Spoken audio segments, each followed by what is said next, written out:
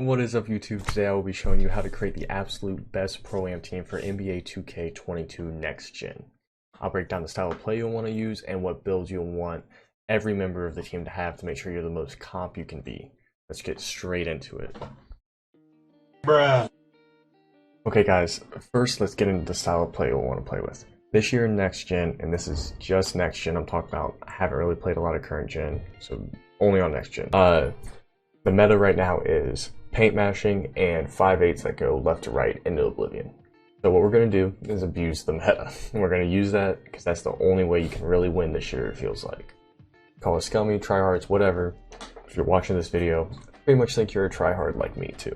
So we're going to have a super fast point guard, a huge big dog center that's going to grab every board and score in the paint. And then we're going to surround these two players with 3-and-D players that can guard the ball and shoot the three and get some good cuts off ball.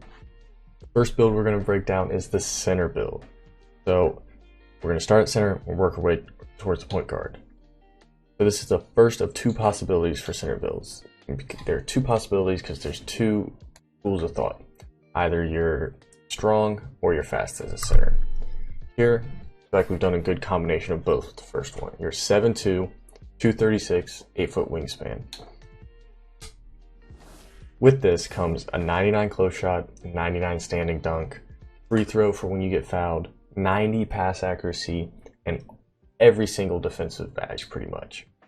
Except for like pick dog or stuff like that, but you don't need that as a center. Plus, you get a 70 strength and 63 speed. I think that's the perfect combination of speed and strength. You're not giving up so much strength that you can't do anything, but you also have the speed. What I really like about this build is the ability to clear the boards after a rebound. With a 90 pass accuracy and Hall of Fame break starter, gold bullet, gold needle threader, you'll be able to get it straight into the shooter's pocket immediately off the rebound, all the way down the court. I think it's one of the best attributes of this build. So here's this other center build you can use. So this build is also a true center, 7 feet tall, 259, 17'10" wingspan. This one will give you the 99 strength that you want. To get the 99 strength, you're going to sacrifice speed, playmaking, defensive badge. In my mind, it's just not worth it to be 7 foot or 7'2". I feel like the 7'2" gives you more abilities when you're scoring in the paint. Mouse in the house will activate more likely when you're taller. The first build just seems to be all around better. But if you firmly believe that 99 strength will give you better worm animations, better box outs, this will be the build you'll want to go with. Now we're on the power forward build. This build is a true power forward that can do it all. 6'9", 210, 7'7" wingspan. In this offense, this build will be a corner center. You'll have to be able to shoot from the corner and score off cuts. It gets pro contacts, an 83 close shot.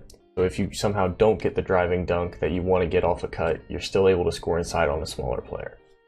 Also gets a 77-3, and this year, with 2K being the easiest 2K ever to shoot in, 77-3 is more than enough to green every shot with the right jumper, which is why we're 6'9".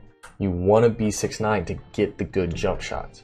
Being 6'9" opens up every single jump shot as a potential for this build, so find the one you want and you'll be able to spark. On the playmaking side of things, it can do everything the center build can do, also clear the boards, play make out with the passes all the way down the court, right into the shooter's pocket, easy transition buckets. And then this is my favorite part of this build.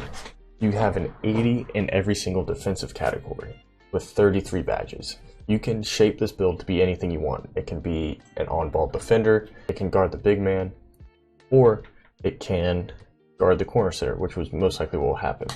But if it gets switched onto a guard, it can hold its own. Switched onto a big, it can hold its own.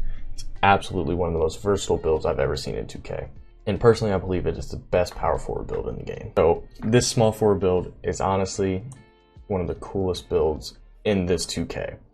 Can do nearly everything. It's a true shooting guard, 6'6", 180, 7'3" wingspan, but it can do everything. This build is meant to be the primary on-ball defender for this group, your Pro-Am 5, and it will do just that. Hall of Fame pickpocket, Hall of Fame interceptor, Hall of Fame menace, gold chase down, silver rim, silver intimidator. It can get anything you want to get. And this year with the 5/8 going left to right the whole time, you need a defender that's going to lock up. Now, because of that, you need to be a smart defender. You can't just be spamming X. You can't always be jumping at everything. You got to be smart. But with this build, it gives you a little leeway because you can make mistakes and still recover.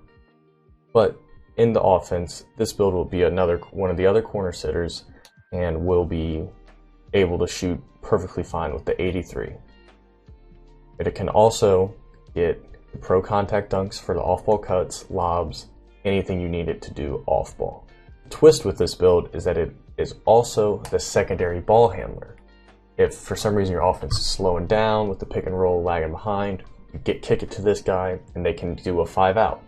With the 5-out, they can get to the basket, score, or shoot the 3 and make the correct passes. This build can truly do anything.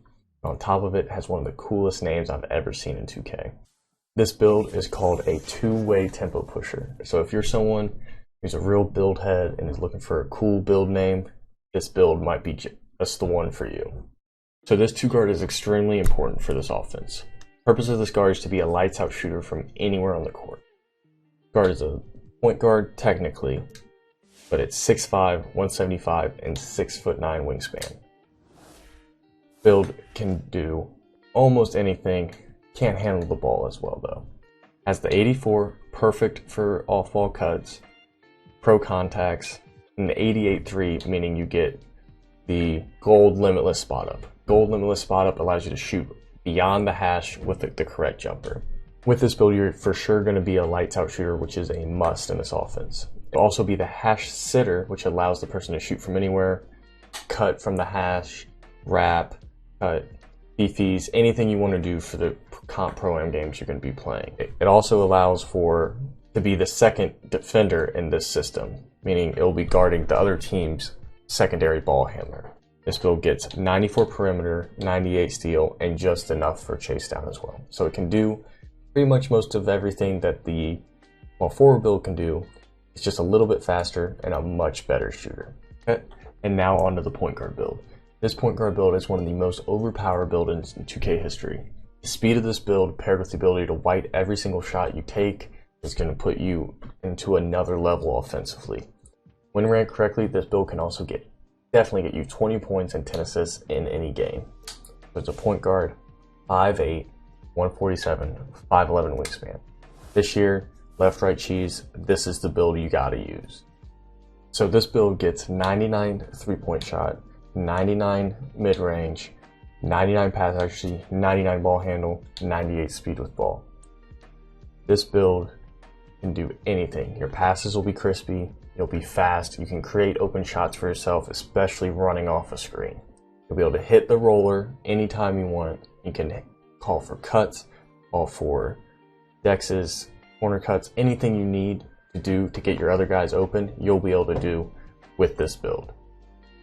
The sneaky thing about this build is on the defensive end. This build is not meant to guard the primary ball handler. This build is meant to guard their corner sitter. But this build, you would think, oh, he's 5'8", he's a liability on defense. And that's where you're wrong. He gets an 86 perimeter and a 90 steal. That means if he somehow gets switched on to the other team's primary ball handler, he can survive and not allow an easy shot until able to get a switch onto the matchup that we would want.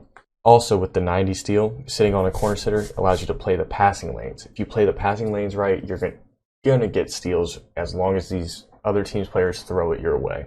You'll intercept the ball and get it perfectly. Sneaky good on defense. Do not underestimate it. But there's another way you can do this build, which is the way I actually prefer. So this one is also a true point guard. 5'8", 147, 5'11. Everything's the same. It's just how you move the attributes around that's different. With this build, you gain the ability to dunk the ball, but you need to sacrifice a couple things. You'll be sacrificing 4 shooting badges, your defense, and some of your 2 playmaking badges. You'll still be able to play the passing lane steals, which is good, but on defense, you won't be able to guard the ball as well on this build. In my opinion, with the way dunking is in this game, all you need is Limitless and Slithery on silver, and you'll get the dunks that you create for yourself. In my opinion, it's more than worth it to go with this build instead. But again, you have to find what works best for you. Okay, now that I've broken down all these great builds for you, I'm going to show you some clips and a little breakdown of how you should run the offense. Okay guys, so here's the first example of this coming in on defense. So you see you have the this is the small forward, this is the center, this is the shooting guard, point guard, and the power forward. So in this situation, you have two guys playing sides with the main primary ball defender right here with the big hedging and creating chaos. The good thing about this lineup is that it allows for a lot of rotations to happen. So as you can see, I am the one in this corner right here, and I see this guy roll into the hoop, so I'm ready to go and rotate. And so watch that happen. There I am. I'm trying to play both, play the passing lanes, which is always important. And then I see that they make the pass in, so I'm ready to go here. This is my friend Caleb playing on the small forward build. He's going to rotate here, and then Ryan will stay on the guard in case there's a kick out. With this build having all those defensive stats, I get the easy chase down. And then from there, you see we've all rotated over a bit to guard every man on the court. And make a pass here, and Caleb's there for the closeout. This center is a 7-1 center, and me being 6'9" was able to grab over him and our 7-2 center. And immediately I'm able to kick it down the court for an easy transition bucket. Bruh. But we messed it up. Okay, so now here we go. We're going to show an offensive possession now and how this offense works. So I know you can't see it, but because they're behind me, but right here is our guard behind me. And here's the shooting guard that has like the 88 to 3-point shot, the power forward, the small forward, and the centers right here. So we'll just watch this play develop a little bit. So Brendan is the one right here with the ball on the point guard build. See how he's able to, he has drawn, because this is early in the game, but he's drawn in both of these defenders right here into guarding him, and that allows him to take advantage. So here, with both of these guys up top, our center, Ryan, knows to slip to go to the open paint. Brendan is very good at staying calm in these situations, and he reacts according to what the defense does. So he does a curry slide into the defender. Let's make note of that. He curry slides into the defender, but because of this build's ball handle, doesn't lose the ball. Since then, the center has dropped down to defend Ryan, and now you have two guys looking at Brendan with the ball. Brendan knowing this and knowing that they have to help off of Sean, the shooting guard, because he is lights out and he's going to shoot this shot. Brendan knows the point guard has Hall of Fame blinders, so he knows he's able to pull the shot. Green light. Easy. That is considered a wide open shot. Let's look at that a little closer. Right here. This is considered an open shot on this 5'8" build. If this doesn't show how overpowered this build can be, I don't know what will. Okay, so now we're about to show a little clip of how important it is to have off-ball movement, especially in comp games this year. So you can't see it again because I got to put my camera here, and if I move my camera, then you show the clip. But anyways, Brendan's right here, dribbling around on the point guard build. He's dribbling around. He's reading the defense. Look at this. You see the space here? This is a perfect spot for a cut from Sean. So he calls for the cut from Sean, and at this point, we've called it a couple times, so Brendan knows this guy normally likes to help in the paint, as he's doing here. The point guard calls for the cut from the shooting guard, and the shooting guard goes, and Brendan is looking to make the pass to me in the corner. Unluckily, Brendan makes the wrong read, probably because this defender was sleeping, honestly, and wasn't ready for that cut. So then I have the ball with a defender on me, but if Sean gets this ball, it's a wide open. So then we just have to advance the play. I look for them inside, doesn't work out sadly, and then Brendan is again assessing the situation. Sean decides to stay on the other hash. Brendan lets me know he wants me to cut, and now you can see an example of that. And it's just an easy bucket every time. Call the right cuts, make the right passes, green your shots. This lineup is nearly unstoppable. Okay, this will be the last clip I show. This is just to really showcase again the power of that small forward build that is the primary on-ball defender. So in this clip, this is another 5'8", dribbling left, right all day. My friend Caleb is on the small forward build, guarding him on the ball. Caleb got a little anxious right there, and he went for the steal, which normally works out, honestly. He has Hall of Fame pickpocket. Go for the steals, it's fine. As I was saying before, you're able to make little mistakes like that with this build, and you're able to recover because of the speed and the badges you have. So you might think, oh man, this guy's wide open based off what I had showed you when Brendan got this open shot. But with this build, Caleb's actually able to get a block off on this shot. That just shows that even with people abusing the cheese, when you have the right builds, you have the right decision making, you're able to counteract it. Okay, so thanks for watching the video. Make sure you guys like and subscribe, and follow me on Twitch at twitch.tv/firehawk025. Drop a comment down below if you would run this lineup, or just let me know what you would do a little differently, what you're running, what you think the meta is. I'd love to hear it. Thanks for watching, guys. Peace.